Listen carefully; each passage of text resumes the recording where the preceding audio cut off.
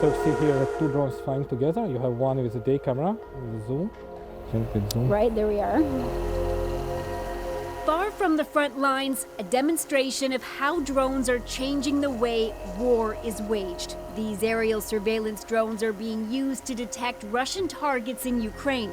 Here in Latvia, they're hovering above our CBC crew. So it could track Corinne, the producer here. Yeah. Hey Corinne, walk around. The drone's tracking you. The drones measure the frosty winter temperature. It's cold outside, huh? Hundreds of these are already at work in the skies above Ukraine, part of a growing, evolving fleet.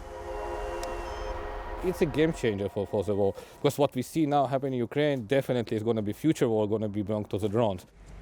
This company is called Atlas Aerospace, and before the invasion, it was primarily focused on search and rescue drones. But now nearly all of its production is headed to Ukraine. Its drone kits cost around 30,000 Canadian. This is a promotional video taken in the western part of Ukraine, but it's in the east where they're being deployed. Like other surveillance drones, they're given to teams who use them to detect Russian forces and relay those coordinates to artillery units. It's probably a 1 kilogram weight only. Oh yeah, it is really light. Atlas and its contract for Ukraine is like an intersection of the CEO's past life.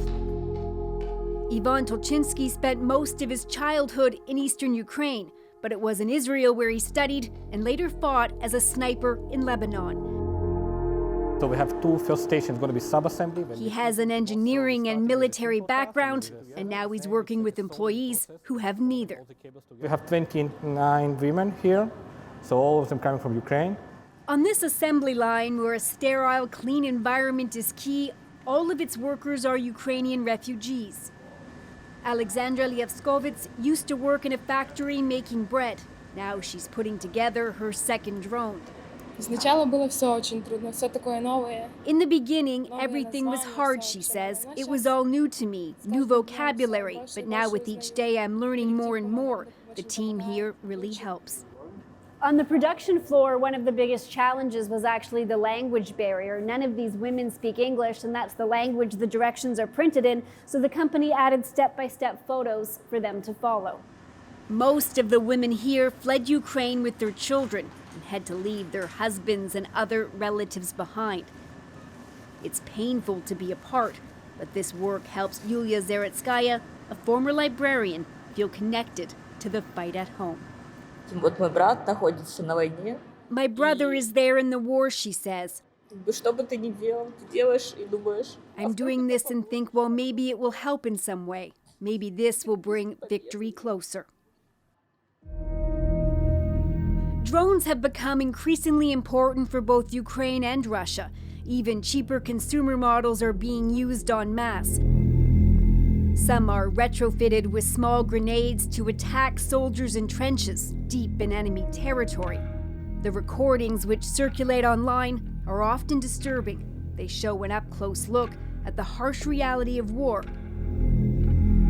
and death by remote control. Others are being used on bigger targets.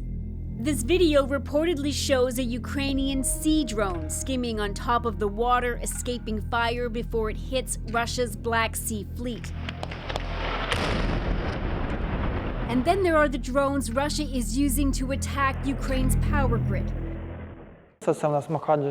Inside this room in Kyiv, a Special Forces soldier shows a crew working for CBC some of the drones that Ukraine has managed to bring down. He didn't want to show his face. These drones are Iranian-made, but Ukraine discovered they also contain parts from Western countries, whose technology has made its way into lethal drones being used against Ukraine. These antenna components and this engine were both made by Canadian companies. They say their technology is widely distributed and they're not aware how their parts ended up in these drones. Russia is using it because they're cheap. Compared to missiles, they're cheaper, says the soldier. The self-destructing kamikaze drones are cheaper to launch than shoot down with air defense systems. He says they're now seeing fewer of them because they struggle to operate in frigid temperatures. But that doesn't mean a reprieve for Ukrainian cities and the country's power grid. This interview was briefly interrupted by a blackout. When the lights were back on, the soldier said Ukraine is currently working on its own model of the kamikaze drone. I hope we'll use them, he says. I think that will change the role of our game on the battlefield. This has been a real hothouse for drone development. David Hambling is a technology journalist and has written a book about drone warfare. He says smaller, relatively inexpensive drones are changing the cost equation when it comes to weaponry, and they're rapidly becoming more sophisticated. What are companies and drone makers trying to achieve here? Possibly the biggest shift we're going to see shortly is going to be with autonomous drones. This is a technology which the Ukrainians already have to some degree. They've got drones which have got onboard intelligence, so they're capable of finding and identifying targets on the ground. The next step will be a drone which can not only find a target, but which also has permission to engage it. Right now, drones can be jammed, which disrupts communication between it and the operators on the ground. But in the near future, swarms of drones could be deployed together, communicating directly with each other. So it's like with a flock of birds, they all see where each other are and they all avoid each other, and they're all capable of cooperating.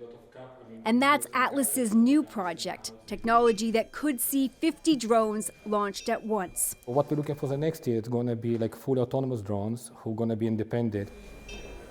But for now, they're pumping out their current model as fast as they can, and expect that over the months ahead, they'll be shipping several hundred more to the front lines in Ukraine.